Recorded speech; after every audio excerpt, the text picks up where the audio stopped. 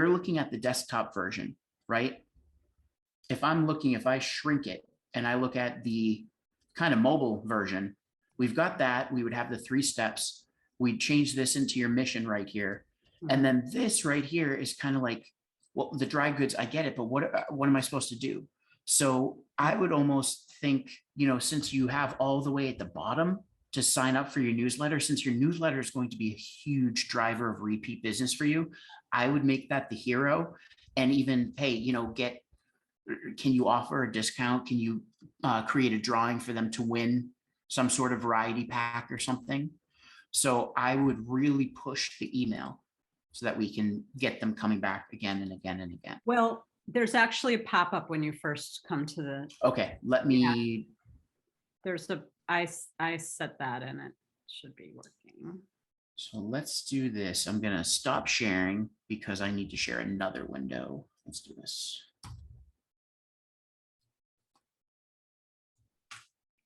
There we go. And let's just share the desktop. Here we go. It just showed up as I was showing it. So are you tired of all that plastic with your groceries? You can eat healthy and save the environment.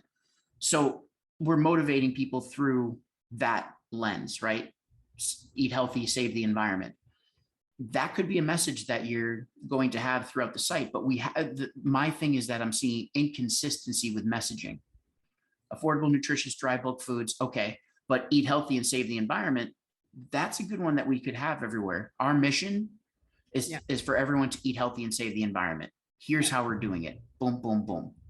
Dry goods. I would, if anything, what I would do is take this section right here and change that into the email again, because the thing is people might have pop-up blockers and so having it as a stationary item on your site is a good call to action to have.